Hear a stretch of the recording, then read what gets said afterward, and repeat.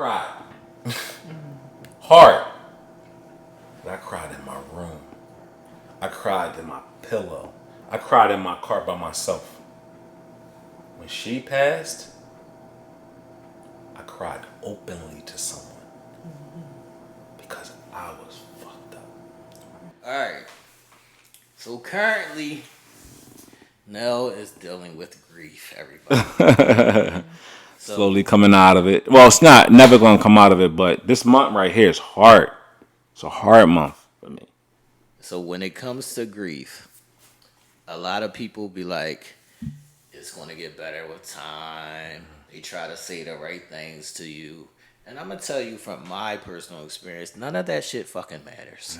None of that shit fucking matters. None of that shit fucking helps. It's not gonna get better with time. It's not gonna be as heavy on your heart, or it's not gonna be always at the forefront with time. But that pain, in my opinion, never leaves. Never leaves. So how are you dealing with the grief now? How has this experience changed your previous times dealing with grief?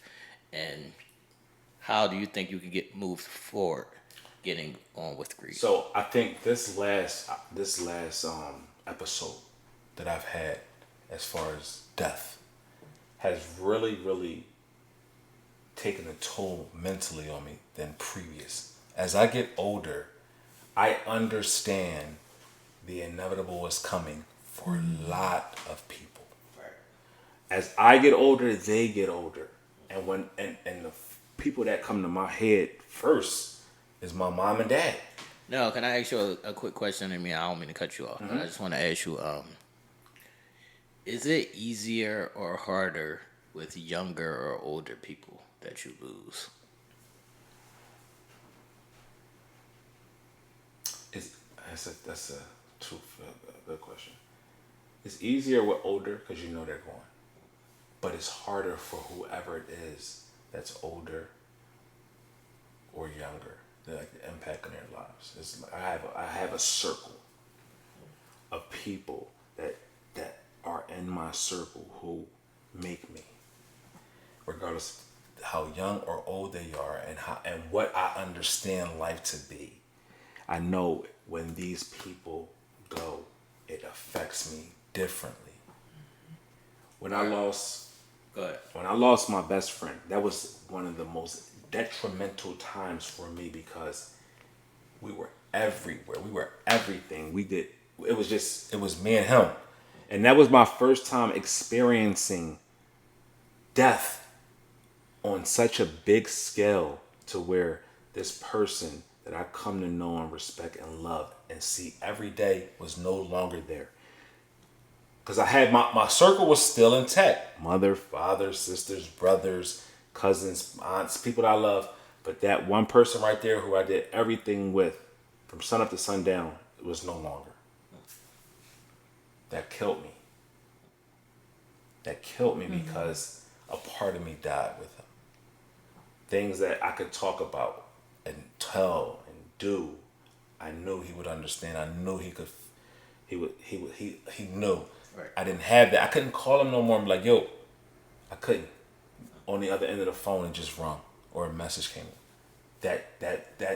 That made me, the rest of those years where I'm at now, that gave me a drive to say, as long as I'm here, I'm going to give my life as much meaning as I can because I don't want it to be a situation to where if I'm going early, somebody is going to, he didn't have the opportunity to live that life that he wanted to. All right, so what are your methods when it comes to dealing with grief? Like, are you a person who shuts down and doesn't want to talk to anybody? Or you're a person that, like me personally, I have to keep busy. Like, I gotta find, like, work. Yeah. I gotta stay busy. So it's not, like, something that I'm thinking about. I get How do you handle grief? so many people just swear this is a false statement when it comes to me, but I'm such a shy person. I'm an introvert. And I'm learning that as I get older that I really am. No problem. To myself, being to myself. And it's not no knock on nobody else. It's just my personality. how I deal with grief and how I deal with pain is I internalize it to the point where I put myself in a spot to just being able to deal with that because I don't want to burden nobody else with my shit. Right? I have such a big support system that the moment I say I don't feel good, I'm getting 55,000 texts, and I know it's love. I know it's not, and I know some of it is people just want to know your business. Is that shit annoying? I'm just asking. This is Uncensored Minds. I'm just asking. Is that shit annoying? Because it's annoying to me. It is very. Because if I tell you I'm not good, if I tell you I don't feel well, and I verbalize that, it's a reason. Because I keep a lot of shit to myself because of that. So if I say it, I'm saying it for a reason. Now I get the fact that people concerned and you concerned. Yo, how you feel? But overly doing it every day. That's why people always say you don't tell nothing. You don't never say because I don't want that. That doesn't comfort me. That's not comforting to me to always say how I'm feeling or whatever. Because I'm trying to process, but heal. I'm trying to self-heal. So me healing does not want to focus on what's troubling me. It wants me to focus on areas that is going to help me get back to a more sane, comfortable, happy place. And that is not thinking about that. So I get it, people. Thank you for the concern, but I hate all the time being, how you feel? Everything gonna be okay. Cause it's not. Everything is not okay for me at this moment. But I'm gonna get to be okay. But right now I'm fucked. This last time here, I talked to, and I said this briefly on the show, and not to take up too much time, but this last death that I had, it really, really bothered me because the time between Lou and this person is actually 12 years to the day. He passed in August. She passed in August. His birthday is September. Her birthday is in September. The parallels were just too. It was just. It was just too much like deja vu for me. Running back and forth to see him. Not having the opportunity to get that with Lou. I made sure that I learned my mistakes from him and this. But then that too killed me more because I seen the slow grind, the slow process, withering away of a person that gave me more than I gave them. And for the people who don't know, the process of watching somebody go through something and wither away and die is different than when you get a phone call and they tell you that somebody died. Those are different types of pain that you have to kind of go through or experience to know what it is. And I get that I have a big support system. I even love my circle, my small circle of support. I needed it, but there was nothing nobody could do that could help me with that pain that I still go through. Right? Next week, next Tuesday or Wednesday is his birthday. My own emotions I have to deal with, but he got 3 kids. That my god kids that I gotta, he got nieces and nephews that I gotta being strong for them. But then this last opportunity of death and seeing it, and now I'm growner. Right?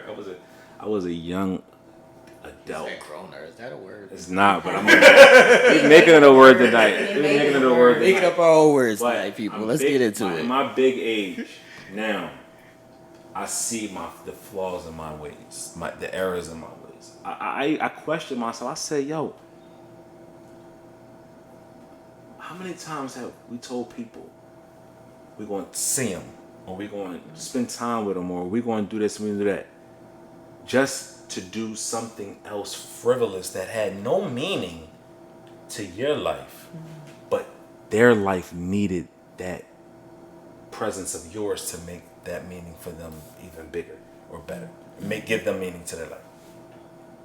How many times have I put off, oh, I'm gonna do this next week, or I'm busy because I'm working, or I'm busy because I'm potting, I'm busy because I got this going on in my life, when they needed me and I wasn't there the way I should have. But on the flip side, they've always been there for me. That's selfish. When I look back on it, that's some selfish shit. And that shit took a toll on me. It still takes a toll on me. And it has me rearranging a lot of different things when it comes to what I want to represent. Now, I can't be there for everything and everybody. I gotta realize that. But for the ones that matter, you gotta make the effort. Because we never know when their number is going to be called.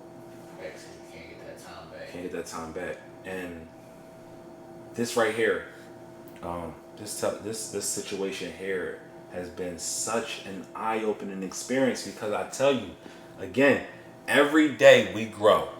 Every day we should be having those conversations with ourselves, but also the people in our lives, and tell them where we at. Because you never know. 5 years ago, I might not have felt like this.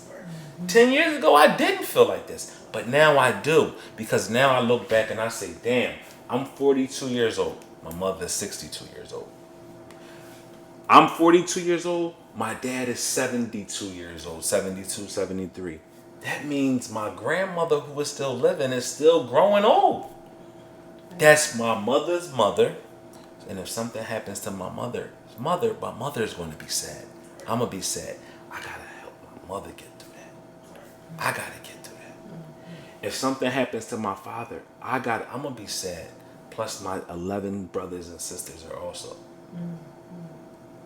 Now, the people that I can get up and call on the phone, I can't do that anymore. And that hurts. It hurts because death is final. So that's why we talk about the shit that we talk about. And I know that shit sound crazy to y'all some Sundays, but it makes sense to us because we're living in our own truth. And I say that to say, mend fences with people that you haven't, that you love, that you say you love. Continue the walk with that person that you love after a mistake, a misstep, or something. If you love them, love them. Because if they're gone, you can't get opportunity to love them because they're gone. And that's how I think. That's how I think. Right, so I just want to say, when it comes to grief, make sure you understand your people. You have to understand how your people work.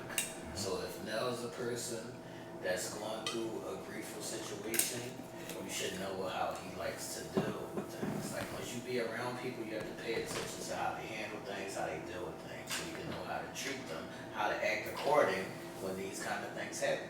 So if a person wants you to leave them alone during a grief session, leave them alone. If a person needs you to be there and show them love and hug on them and give them love, do that.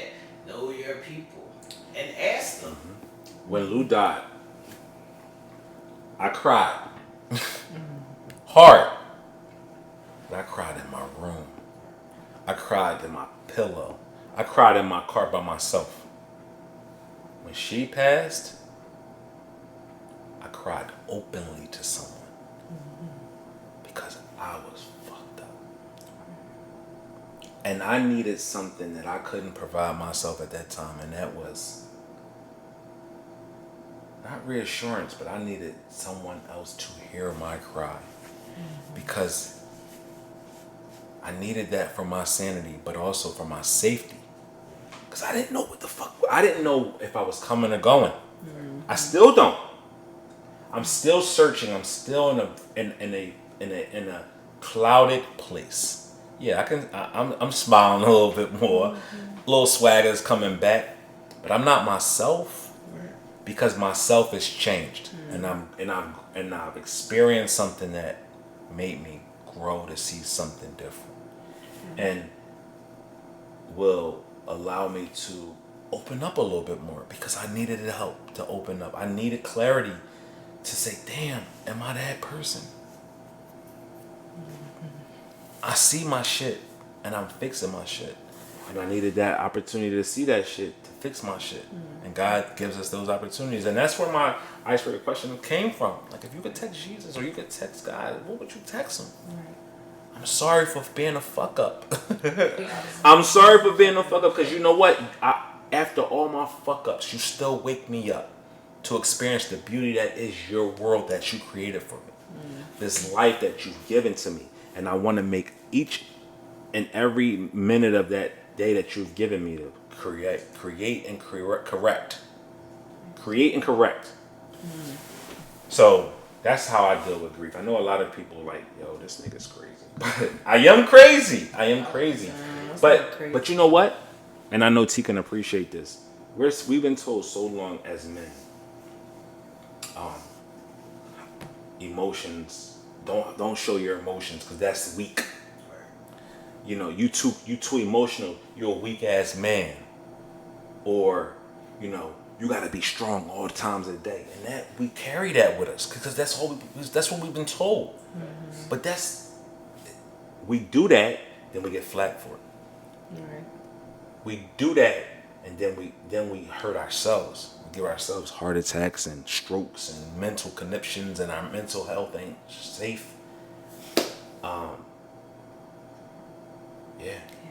It's crazy. All right. You could wrap up grief. What is your thoughts on how you handle grief? I got through that without crying. Go ahead. And before we go to the erotic zone, do you want to get on the hot seat or not? But first, I want to know your thoughts on grief. Yeah, I don't deal with grief that well. Yeah, she's about to start crying. No, I'm not gonna about to cry. I start. promise. I am jittery in the voice, but I won't cry. I don't deal with grief well, but I know that, you know, it's a human process, and we all have to, you know, go through it, experience it, and you know, live through it and live on through it. But I am a quiet griever. You know, I like space, and like Nell, I will probably be to myself when expressing or releasing that grief. I just don't do good with it. So yeah. You know what I've realized though, in our short but long time together, is we know each other. We really do. The three of us know each other real well. We know when to push back. We know when to embrace. We know what just the right thing to say, and we know what we know just enough to do. You know, when I was going through what I was going through, she gave me my space. When I was going through, he embraced me. Me and T been together longer, so he know, yo, you know, we both, man, we just, you know, go deal what you gotta deal with. You need me, I'm here. Each kind of peeped that and was like, all right, you need me, I'm here, but, you know, here's some encouraging words. And all of that, I say that to say, your circles are important. You know, your circles are important. Utilize your circles. But utilize your circles that mean you well. Because we got circles that we put ourselves in or that we're in that will give us a lot of bad information. And that information ain't always to help us. It could be to deprive us of air so we can actually breathe and see exactly what's out there for us for good.